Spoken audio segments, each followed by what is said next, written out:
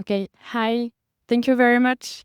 First, thank you very much, Angelica, again for the invitation, Agnieszka, Pavel, all the team. I'm really glad to be here and I have this opportunity to discover Poznań and to talk with you. As it was said, I'm Sophie Eberhardt, so I'm a researcher and the head of a city design lab in a school of design in Nantes, which is the western part of France, close to the ocean. And my presentation will deal, because it's a theme of this entire weekend, respite, but it will be more respite on how we are planning, constructing, and in general developing the city. So I will have a lot of case studies and examples from France, because I will just introduce you what we are producing at School of Design, not a design school, with our students, with our researchers, with our teachers, with our designers, but they are only production of the City Design Lab and the school. So first of all, it was necessary to explain you a little bit our approach at school. It's a school of design, but we are in each lab. So it's a master degree and we have 5 design labs. We have food, digital, media, care, and city design lab. So when the students arrive, they are interior designers, they are space designers, they are service designer, they are graphic designer, they are transport designer because they already have a degree of undergraduate degree, so they are already professional. And they choose our labs in order to do some more exploratory workshops and then to just integrate research as well. Because as I told you, I'm a researcher, so our vocation is to make research work with pedagogy, with innovation. And then the other particularity of our school, at least in France, is like we do work a lot with companies. We do work a lot with cities, with association, with inhabitants, and all our workshops, let's say 90% of our workshops are in collaboration with companies. It doesn't mean that we are design experts, and we are design experts, at least we hope, but design agency, we're not agency, we are a school. But we do choose some specific topic that are useful to our global society in general. So that is very important to understand then our case studies and in general our project. Research is not here to answer the question, because sometimes we do understand or consider that research are the people with knowledge, of course, but it doesn't mean that we have all the answers. On the contrary, the research asks questions. As the research asks questions with the company, with cities, and etc. And those questions are dealt with our students, so with pedagogy, with the teachers, with the researchers, with the professional, etc., in order to make innovation appear and to have some concepts emerging out of the question that we were just asking ourselves together. And then those innovations then are put back again on the research to drive other questions to just allow again innovation. So it's a fruitful circular process that helps to do project-based research, I mentioned, action-oriented research. It means that when our students are dealing with a project, they are in direct contact with the inhabitants. Always inhabitants, always different state parties that are involved in the project, that they are designing workshops, they are working with them, and you're gonna see later with some photos. So this is very important. It's one fundamental criteria. And as well, we are doing academic research. We are working with companies, cities, etc. It doesn't mean that we are not producing academic or scientific paper. And I have also some example to show you, because we do believe that in general, it's a pity to make academical researcher work together and then companies, and it seems like we have to choose, right? What we are at least trying to do as the City Design Lab and in all the labs at School of Design is to make them work together. It's really challenging, but some interesting projects come out of it. City Design Lab, what, how? As I mentioned, but before the undergraduate degrees, the students are space designer, service designer, product designer, mainly, transport designer. It means that they already have had some projects in a professional way. And then what we are more exploring together at City Design Lab that they do not deal with before is public policy design. Public policy design is an emerging practice nowadays. For instance, we are working with Nantes, the city of Nantes, and the mayor there, she announced some years before, when she was elected, that one of the challenge for Nantes would be in 2030 to have a non-gendered city. So non-gendered, so quite ambitious, right? And we all embrace this goal, of course. But honestly, when the mayor is telling that, you have all services and department and people working there. How do we do that, guys, concretely? The city of Nantes proposed us to work on this question. So this is the kind of question that was asked, and I will show you later the concepts that emerged out of that. Pretty challenging, of course, but it's important also to consider that we have, as designers, some role in public policy, and also to make tangible some concepts such as non-gendered city. Another even more exploratory approach that I proposed there is city project design. So what do we mean by that? Is that the designer can also have a certain role really earlier in the process of city making, even before the public policy design. So I have an example to show you. In Nantes, again, so I have a lot of examples of Nantes, but we're going to see other territories. There is a zone that is under development in the south of Nantes. It's 41 acres. So it's a huge area. And there, Nantes Métropole Aménagement, which is actually the planner, they decided to involve designer early in the process before implementing and before developing the guidelines. So it means we are not only designer who answer some specification, but we come before with other partners. That was innovation, really, because they did involve also constructions companies before, also developers, because in general, developers, they do answer these calls and after the specification has been elaborated. And in this case, developers, constructions, companies and designers met before, so it was quite ambitious and quite unique. And this allowed actually to deal more with ecological and social transition, because the construction companies were able to quantify the amount of material, for instance, wood, because it's not enough to say we would like wood. If you can talk to the construction companies and say, okay, how much do you have concretely? And what is the quantity? What is realistic?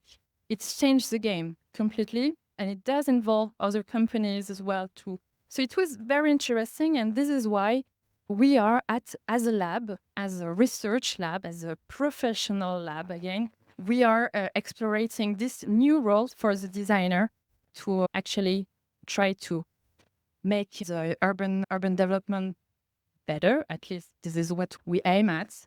Why? Because there are already 6 out of 9 planetary boundaries. I'm sure you already have seen that has been just overlapped, and it's pretty critical right now to deal with biodiversity loss, with climate change, with all the consequences that we are already witnessing right now, such as floodings, definitely in European cities. So it's fundamental also to consider that 80% of future cities, at least in France, in Europe, so I'm sorry to have also this biased discourse at the end of the day, we have to be realistic, but 80% of future cities are existing cities that are going to develop. And we all have this idea of completely futuristic with high technology cities, but actually what is more realistic is to consider that now and in the coming years, we have to just consider what is already existing, what resources we do have, and how we can actually build on that. So here come the case studies, the projects that we had concretely with our students, teachers, researchers, experts. Each project is unique. So this one was again with Nantes Métropole, so the city of Nantes, was to work on trees in the city and social cohesion. So why social cohesion? It's because nowadays we are consider health as an important factor for urban development, health to benefit, and that health can benefit from the urban development. And social connections is actually one of the main determinants of health that is perhaps underestimated.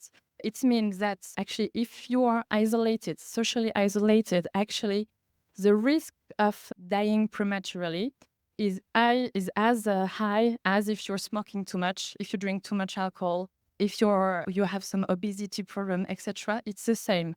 So it allows to consider social cohesion as a factor of health that is determined. So our students worked and proposed 4 concepts. I don't have time to introduce them all, but some of them, just to give you some examples, are interesting. There is this one with some paths here for families, for inhabitants to just wander in the overall city and just to know more about trees and the essence, and also to be able to react and to propose some transformation of space. So there is this passport there, which allows to take notes, and then the city receives all the notes. It can be online as well, and they can participate as well. They can have better knowledge of trees and how important it is for well-being and for biodiversity, of course, and for quality of air. But also they can be a state party. Another one is in the middle, a platform that would be managed by the inhabitants. So it's an innovation. So it's like a second layer of the streets, but dedicated to the care of trees, and also to have other meeting space, such as public space on the street, but just above. And you can consider it can bring also some shadow during a hot period. Those are some concepts. I just want to mention again, we're not an agency. The idea is not to deliver the perfect project, but at least to make some consideration emerge out of that. And the city of Nantes found the passports, the pass, really interesting. So they are hiring now some designers to work on that. So that's actually a success. This one is different. It has been made only with artificial intelligence, with a partnership we really love. It's with the School of Architecture. We have really beautiful partners there and students.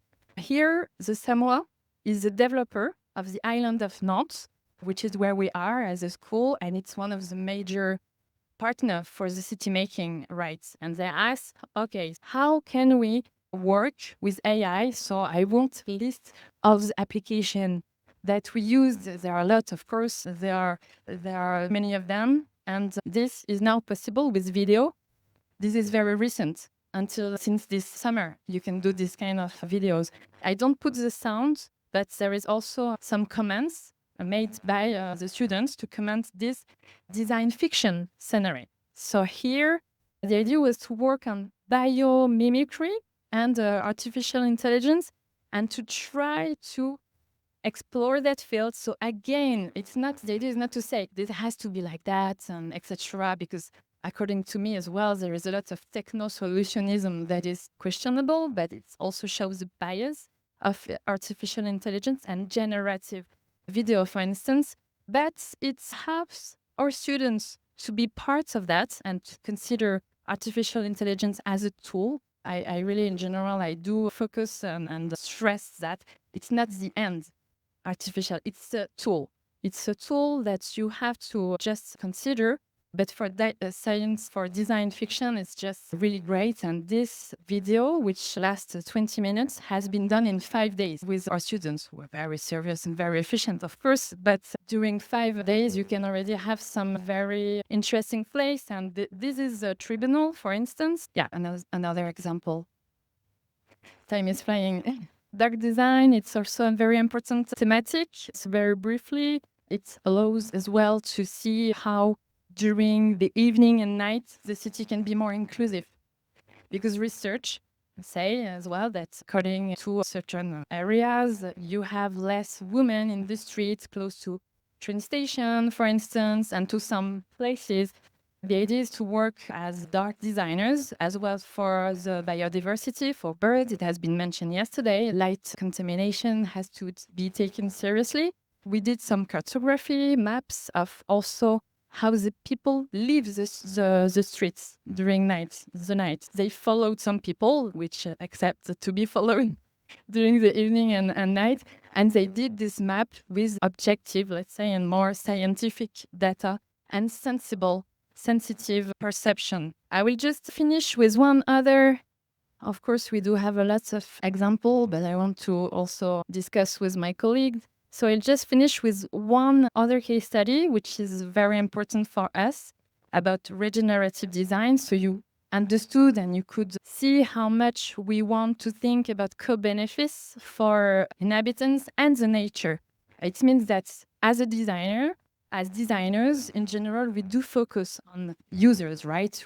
Design thinking has been built on user experience and the user. So now we have to shift our own paradigm. Is how you do involve nature in general as a user, or not user, but as part of the system. And you not only ask, which is already big challenge, right? The inhabitants and users, but also nature. So this helps us and contributes and invites us to question in general the pattern. So here is some diagram and some concepts and explanation about regenerative.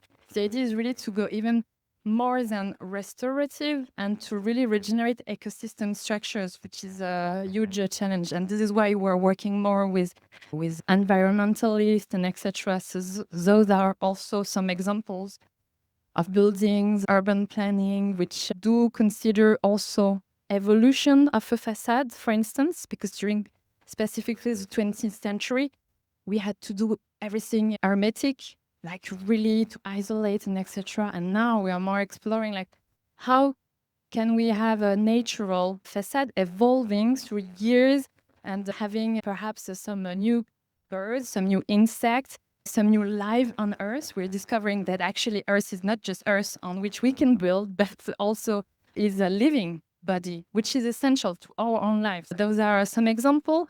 And we did explore that according to the double diamond method, of course, that all designers obviously take into account with this dream team here. So some of our students working with 2 researcher and designer, and also our head of pedagogy. And we were in a rural area this time, in a city, in the town of 5,000 inhabitants. And there, the mayor asked us to work with La Poste, the post office, because in rural areas, actually, they have the number of people at post office is lowering. So there are not so many people anymore needing the post office, because obviously, this with private companies, which is a competition, etc. So they asked us to work on this precisely, the post office. So this is a Plessé, sorry. So here, this is the post office with just there's a town hall and then another building attached for services, other services. And they asked us to work on that and to do interior design somehow of the post office. What can we bring? New services and etc. And we answered, okay, let's not do only that. Let's consider how we can make regenerative design again out of this case, and how we can consider also the urban areas between that and also bring new mobility for inhabitants. Because if you have a really nice and working interior design, it doesn't help if nobody can come, right? So it doesn't make sense. Bring systemic design. So we worked on regenerative design for that case, and our students were able to organize those workshops with the inhabitants. So I won't go into details of all the process, but it was a 4-month project. And at the end, our students who worked as an agency, because you remember I told you there are some architecture design, interior design, there are graphic designers, there are transport designers. So they really worked as an agency. And they had 4 different concepts. One for interior design, so how you can actually make different services of the city hall work together with the post office, how you can involve inhabitants, associations. So they did this interior design according to what was said by the inhabitants, the people working there, and the people living all around. So it's les repères. Then there is so they did this overall project to, of course, bring a greener space, and because it's very mineral, so this is also obvious. But then there are two more interesting concepts. So it's this one, la plateforme. You don't see it very much, but it's vehicle and transports between bike and the car for services of the post office, for association of inhabitants, for just agents working there at the city hall. And it allows to bring some link with the inhabitants and the services. So it can go out and search for people. It can go out and stay at a specific place around the city. And this is very much interesting because now we are all exploring. Also, we have other projects for that, but between bike and car, how can it be different? And then the last one, the last concept, which is even more interesting, is this one, le réseau vert. Our students, they make actually a map of all the different paths which are not too much used, and that can potentially be used by people walking, by people bicycling, and even just not around places, but as well all around with different cities. And this is a very clever way, I think, to, as a designer, to intervene. And of course, you can imagine then, I'm not talking too much about the form, but you can imagine a new space design for that to allow also the water to go more on the field and etc. But what is innovating here is that you don't think just as how you can divide the streets between cars, bicycle, and pedestrian. But it's how you can work on other paths that are underestimated and that can be valorized to just ease the transport, and perhaps with the platform, for instance. For that project, we are participating to a competition, an innovation competition in some days, actually, in Paris. And we published a scientific article. So this is when research, which was there all the time, is also emerging again. So we have the scientific paper, which helped to talk with you as well, with other experts about it. And then there was this event for inhabitants and for the city and all stakeholders involved. They could discover the different concepts and specifically the place settled with VR, which was an event for people there. And it's just the start of new projects. We consider that it's not the end, and it really worked. And hopefully we're going to have other projects like that in rural areas. We do have a lot already, but yeah, we're very keen to work on other territories. To conclude, those are some kind of just conclusions that I want to discuss perhaps with you later. We can discuss together, and which are, according to us, important to build on and to continue. Like, for instance, one very important for us is that all our partners are coming to us, even if we are just a school, modestly, like playing our game.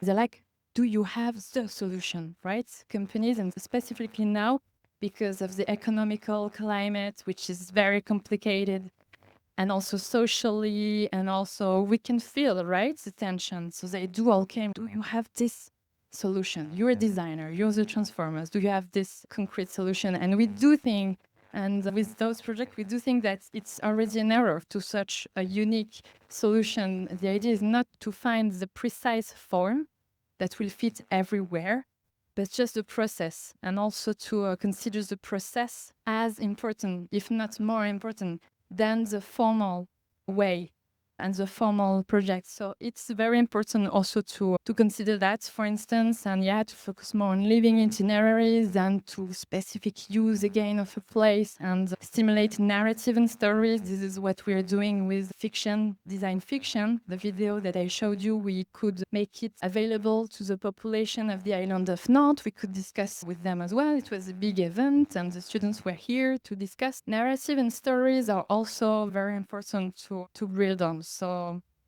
I would be very glad to discuss it with you at the end. And of course, yeah, we are all available if you have other questions. Thank you very much.